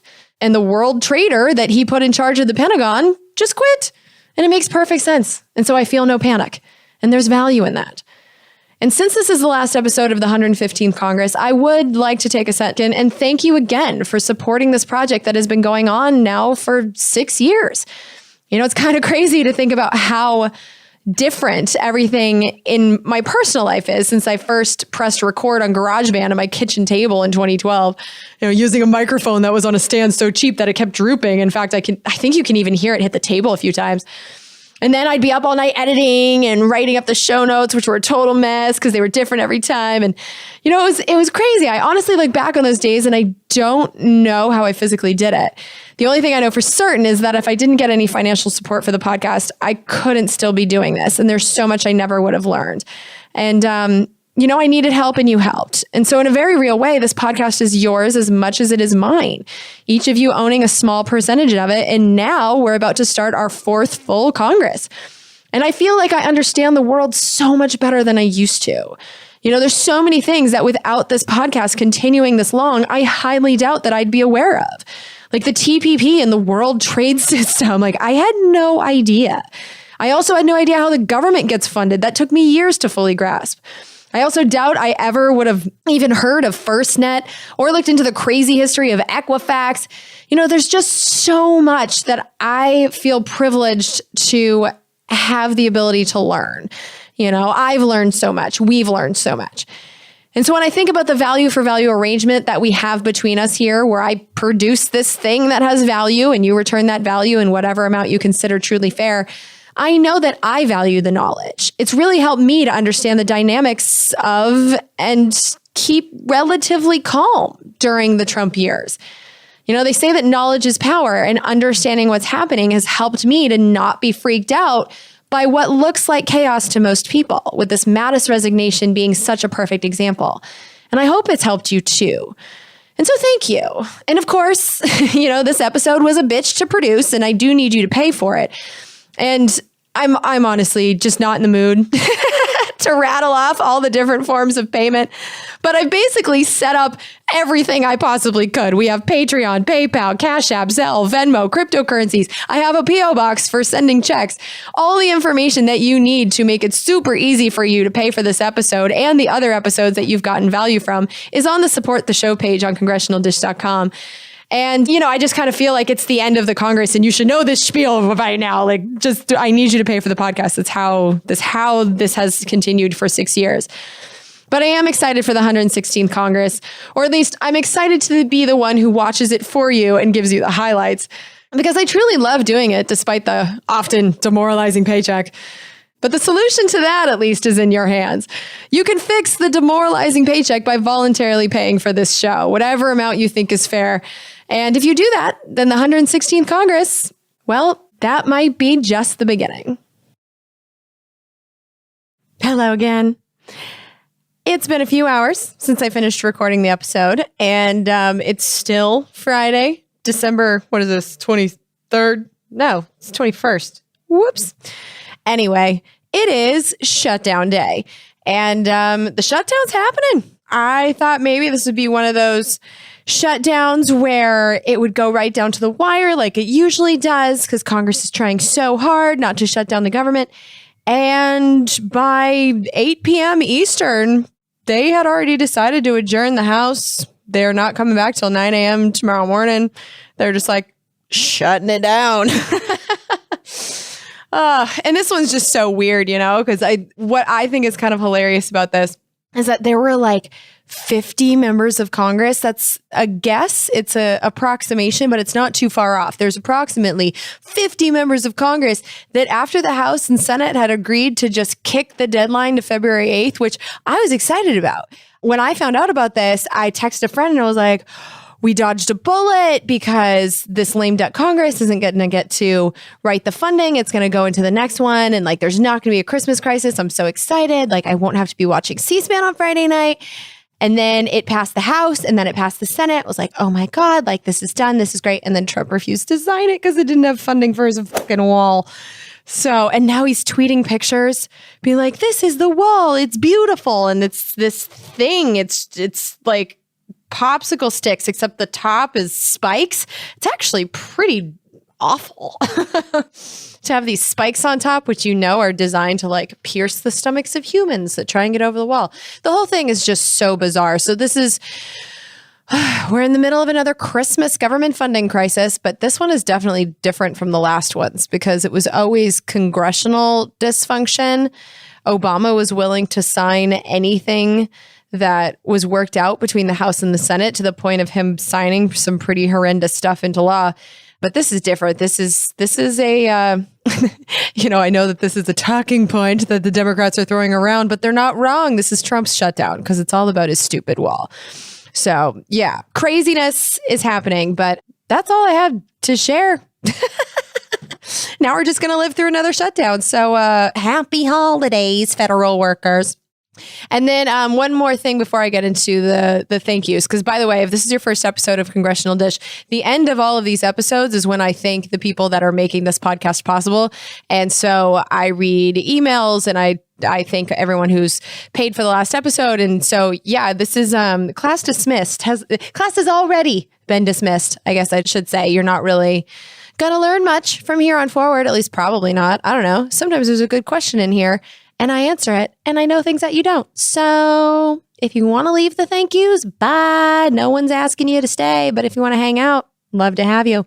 And for those of you who are contributing to this podcast, who are being thanked here today, I do want to let you know that the private feed is coming. I'm not going to be able to pull this off by the end of the year, but essentially like it's set up on the website, but I still have to design it and then get the files onto it. So and I don't know how to use it. So it's still a process, but yeah, it's coming very, very, very, very soon. So what I'm talking about is I'm setting up a separate feed for extra episodes, conversations that I just want to have that are maybe more personal in nature or about the business side of the podcast that I don't think fits with the main feed of Congressional Dish. There's definitely going to be extra stuff. There's also the golf swing free feed. So all of the episodes of Congressional Dish will be available for people who pay on Patreon or pay with paper checks or PayPal, or we'll figure out some way to handle one-time contributions. But people that are subscribing, that are paying for this regularly, allowing me to budget and hire the people that I need to hire and all that, like all of you are going to have access to that golf swing free feed. So the people that don't like the censorship, you don't have to hear it, but you do have to contribute to get the extras. So that's what I'm talking about. And right now, if you're signing up on Patreon gave us a separate feed. That's the only reason Patreon was picked above the other ones, but Patreon makes it wicked easy for us. So if you're subscribing on Patreon, that's how you have the private feed right now. The golf swing free episode, I'm going to say we have at least 5 or 6 of those, probably more. I don't even know. I don't know when we started this Patreon thing. Obviously I didn't even know what today's date was. So I don't know, but it's been for a while that we've had bonus content on Patreon. So yeah, if you want it now, sign up over there. But for the rest of you, it's coming real soon. And then one more thing I would like to ask you to do is if you're still sending checks to Walnut Creek, please switch the address over to Florida because there's still a lot of checks coming to Walnut Creek. I'm still driving there every single month. We're still paying for that P.O. box. It's a pain in the ass. And so if you could switch that over, that would be much appreciated. Also much appreciated is all of the people that have signed up to start regular recurring donations to Congressional Dish since the last episode. A lot of these are raises and I am excited about it. And so let's get started with our new subscribers. We have Tariq Laos and, this is... Okay, so I said the name last time and I totally screwed it up, but the contribution is $10 an episode, and then that's a raise. And then there's also, this was a $10 PayPal donation on top of it. And the message says, "Hi, Jen. I'm moving to this platform in a single recurring $10 a month on PayPal to $10 an episode here." So that's why it's a raise. PayPal is per month, Patreon's per episode. So where I'm doing 2 episodes now, that would be probably $20 most of the time. Back to his note, he said, "I love your work. It's truly excellent and fun to listen to. I try to spread the gospel as much as possible. Thank you." Also says, "By the way, you were wrong. It's pronounced Tariq, not Tariq." So Tariq, thank you very much. I'm sorry that I screwed up your name. He said, "All good though, a valiant effort." Well, thank you very much. I actually do try, but I don't try hard enough to actually Google what the pronunciation is. That's how I could actually try harder, but I am tired every time I do these thank yous. And I'm just awful like that. So I'm just a basic. Unless your name is Jennifer or John, I probably won't say it correctly. But Tariq, thank you so much.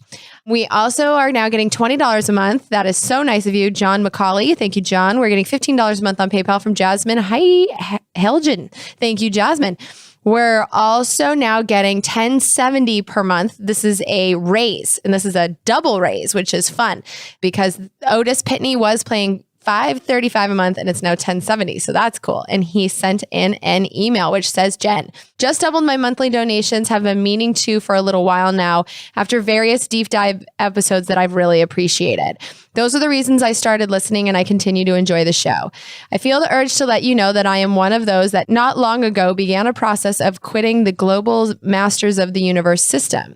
After college, I worked for 4 years at an investment bank doing mergers and acquisitions for technology companies.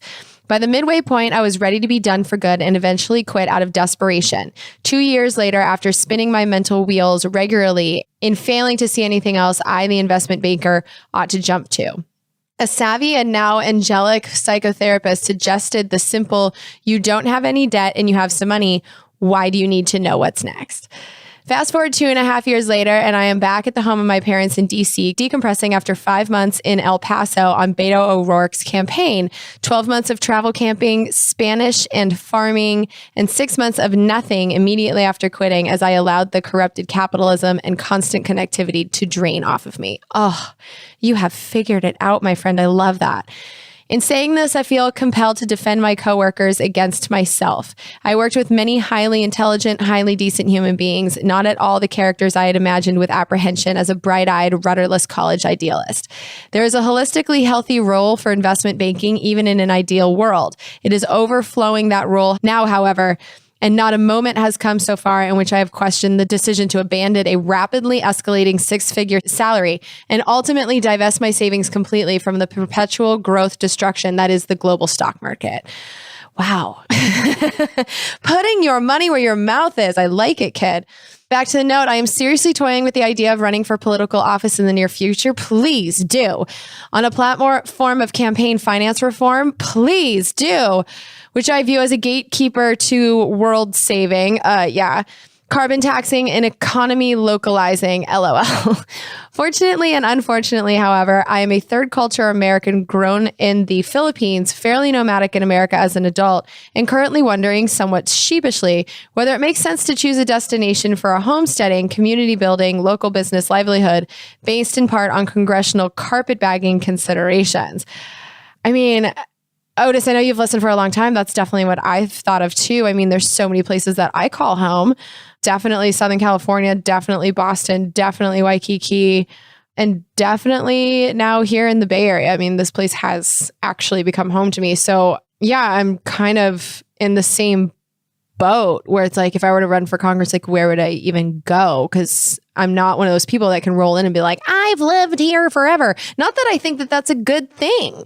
I think one of the ways to combat that in debates and stuff is to be like, yeah, I've lived all over the country and all over the world. And so I have the unique experience of seeing how things are done in other places, and we can use some of those ideas to make our communities better. So I actually don't think that when it comes to voting that I would hold it against somebody, but we also right now have a campaign system that is based towards pleasing, you know, the old people who have lived in these communities forever, because those are the only people who are voting. So yeah, I don't know. All I guess I'm saying is that I totally understand like the difficulty of making that decision. Like, do you try and stay in one place and like build that community, even though you'll still probably be an outsider for 20 years? Or do you just walk in and be like, this is who I am and what my life has been? I kind of feel like the second way is just healthier for everyone. But anyway, back to his note. He said, I've listened to the show for a while now and let multiple impulses to write go by now. So I hope you'll forgive the long length. Oh, forgiven. I love it. I love learning about you guys. So yeah, that's fine. 2 quick things that I both think you'll like and that I want to plug for listeners, if that is allowed under the terms of our informal value for value sponsorship contract. Well, I mean, yeah, of course. He says, number 1, HR 1 of the 116th Congress feels like surfacing for air after a lengthy pinning underwater. It gives me the first slice of hope since I first read about political campaign financing and became convinced that that is the single heaviest weight drowning U.S. politics. Republic Lost by Lawrence Lessig was what I read, and I just began reading it again on the drive back to DC from El Paso. There are so many answers in there.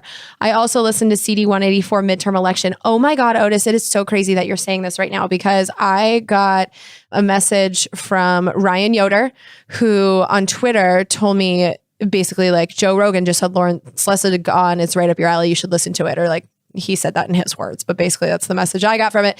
So yeah, Lawrence Lessig was on Joe Rogan. I listened to it. It's so good. I feel the same exact way, but I haven't actually looked at HR1. So I was just talking to Matt, and I think that's what I want to do for the first episode of the 116th Congress, to give us something to fight for, you know, but I don't know if that's something I want to fight for yet, because I haven't seen it. And actually, Lawrence Lessig's book, Republic Lost, I have it sitting on my desk. I just pulled it off my shelf before starting these thank yous. So we're definitely on the same train of thought here. That's what I'm going to read over these next 2 weeks is Lawrence Lessig's book. So yeah, I hear you. And just the fact that you said this makes me so much more confident in that idea of looking at HR1. And I feel like this is a sign. So yes, thank you for telling me that. I think we could all use some hope. And I definitely liked what I heard on Rogan. I'll play some clips for you guys in the next episode, but I liked it. So while you're traveling around the country or doing whatever the hell you're going to be doing during the holidays, I do recommend listening to Joe Rogan's episode with Lawrence Lessig. It was super recent. It was in mid-December. It's so good. I enjoyed every second of those 3 hours. Back to his note, he said, number 2, I read an essay last night that I found so invigorating and restorative to my hope and belief that we aren't simply screwed as a species, that what we do does matter, which feels odd to write, but I think I really needed reconvincing. Rebecca Soinet, Protest and Persist, Why Giving Up is Not an Option. It's from The Guardian, and I'll put the link to that in the show notes. And while we're all at it, donate something to The Guardian, another blessedly listener-supported value for value model. That's true. I think Democracy Now! Is another one that operates like that. The Intercept, that's another one that's listener-supported, and they're doing an amazing job. So The Intercept, I actually, if I'm going to give out my end-of-year donations here pretty soon, but like The Intercept is absolutely on my list. Who else is value for value? No Agenda, obviously. My brain is just stuck on The Intercept. I'm so in love with The Intercept. But yeah, it is helpful for all of us that participate in the value for value model to not only support the creators of the things that we appreciate, but also support the model itself. Because if we want to try a different way of commerce, this is a good one, you know, and it's a voluntary relationship, which I think is what I really love about it. So, you know, support the creators that are making the things that give you value, but also support the business model, because it might make a better world, to be a big old cheese ball about it. Back to the note. Thank you for all that you do. Thank you for supporting it. Who knows how many minds and trajectories your podcast has altered for the better, I believe, in ways big and small. Mine is among them. I'm very happy to hear that. Keep it up, and I hope you continue to enjoy it. And maybe we'll get a little more to be positive about congressionally next term. Cheers, Otis. I really hope so. But the Democrats never fail to let me down. So we'll see. We are also now getting $5 an episode from Nikhil Sharma. This is a raise from $2 an episode to $5. So thank you very much. Joshua Zook also gave us a raise from $3 an episode to $5 an episode. Thank you, Joshua. And we're also now getting from all of these people individually on Patreon $5 an episode. So thank you, Austin Wise, Eric, Erlich Cruz, Abby, Julia Sova, Josias Rodriguez, and Sarah Judd. I appreciate every one of you, and I hope you're enjoying the Golf Swing free feed. We are also now getting $3 an episode, which is a raise from $2 from Daniel Wexler on Patreon. We're also getting $3 an episode from Mark Shade, this is a bigger raise from $1 an episode to $3. So thank you, Mark. On PayPal, Donna Isabel's providing $5 a month for the podcast. Thank you, Donna. Also, Neil Blevins is contributing $4 a month. And on Patreon, Jeff Schultz is contributing $1 an episode, which is all it takes, you guys, to get the Golf Swing free. The Golf Swing free feed. $1 an episode. It's all it costs. So if you want that, and, just support the fucking podcast. There's a lot of people that have supported it for a long time and they don't get anything extra, but you do. So thank you, Jeff, and everyone else who is contributing on Patreon.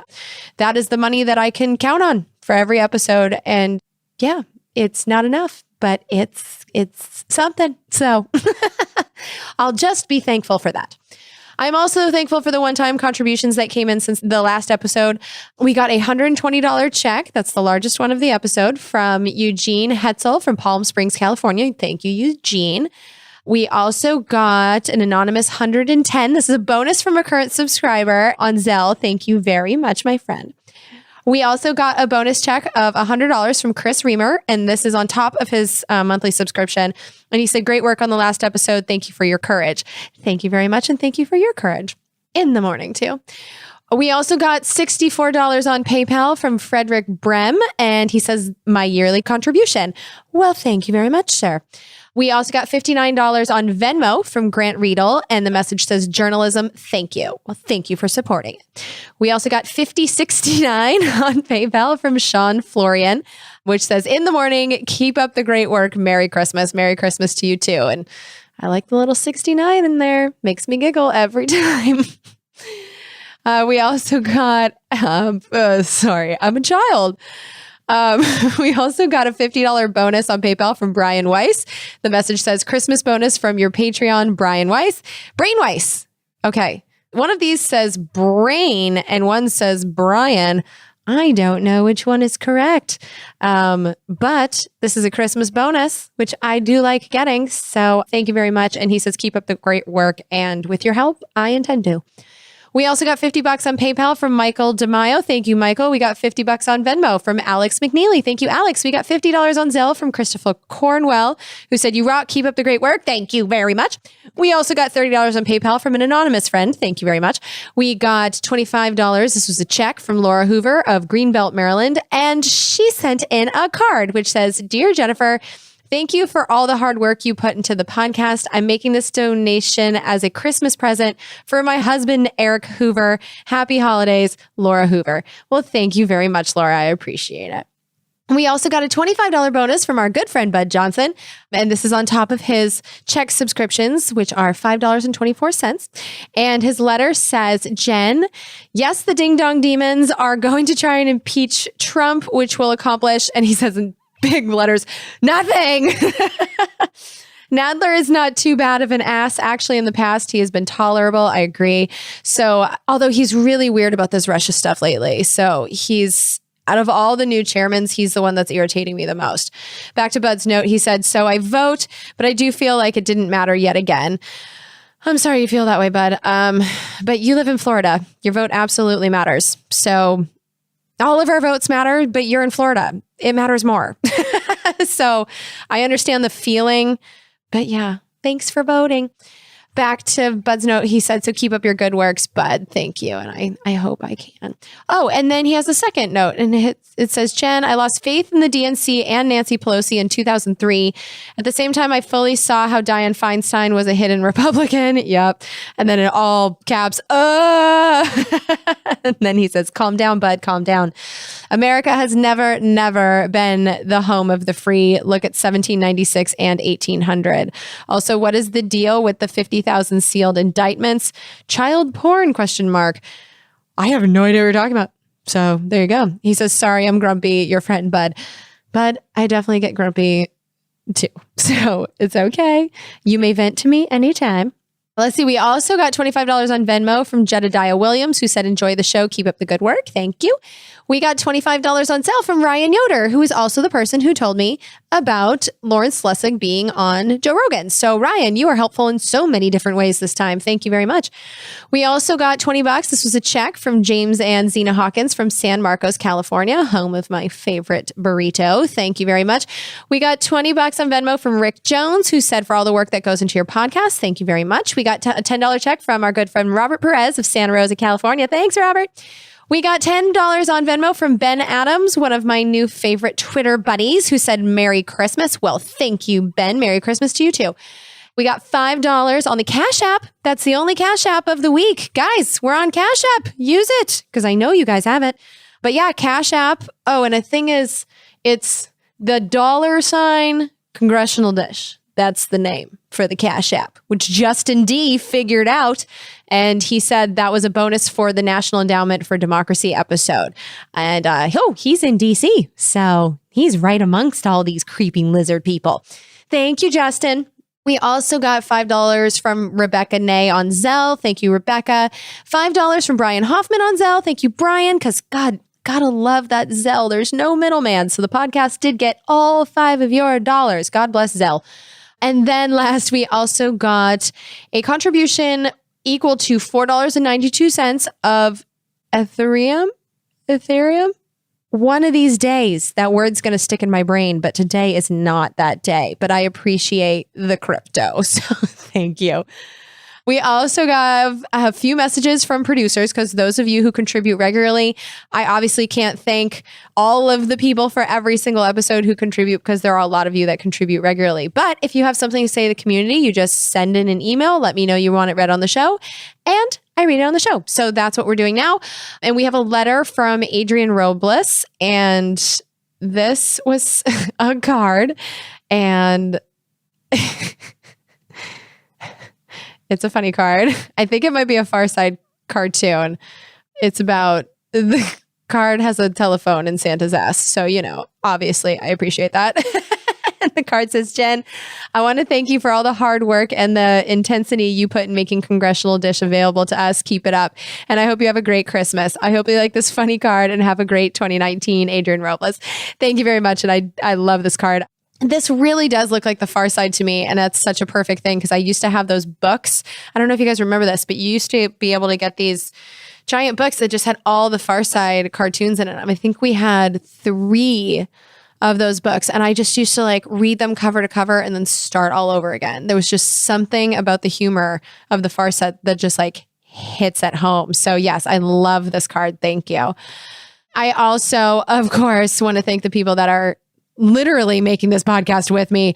I would like to thank Daryl, Karen, Mike, and Carrie at Pro Podcast Solutions, who just simply the work they do. It's so good. I love them so much. We've worked together for so long, and it's flawless. I just love it. I'd also love to thank Jess Hershey and Sarah at jesshershey.com. If you're looking for virtual assistants, they're wonderful. Brian of Only Child Imaginations hit it out of the park again with the cover art. He just does it all the time. All I do with him is I send a couple sentences, this is what the episode is, and he comes back with the perfect image every time. It's amazing. So thank you, Brian. I'd also like to thank Matt, who helped with the research on this episode. I'd like to thank Lauren, who helped with making these thank yous, or making the list of the thank yous that I just word vomited all over. I'd like to thank Joe for being okay with me really not being around again this week. I'd like to thank my dad. Although actually, Dad, what am I thanking you for this time? My dad, during our weekly business call, was on a flight to Vegas. What the Although actually he was there for business. But yeah, I set an alarm and everything, and I called your ass and you were in Vegas. So yeah, no thank yous for Dad today. But I love you always and forever. And yeah, I would like to just, for all of you who have stuck with this podcast for so long, not only the whole podcast, the 6 years, but even this episode, if you're still listening, I would like to wish you the happiest of holidays. I hope you have a safe holiday season and that you have fun with your families. And I think 2018 was a pretty good year. I mean, we escaped relatively unscathed from this 115th Congress. I mean, some got into law. Things are a little worse than they were before, but I was imagining so much worse. And actually, now that Trump is drawing down the wars, I am pleasantly surprised by that. I'm surprised in a good way, which I don't trust right now, but I'm ending this year surprised in a good way. So that's something to be happy about. And I am. So have the happiest of holidays, and I will talk to you in the 116th Congress. Bye. We're surrounded now by liars coming at us through our TV screens. We don't have a domestic spying program. They're content to fight in black and white despite the many in-betweens.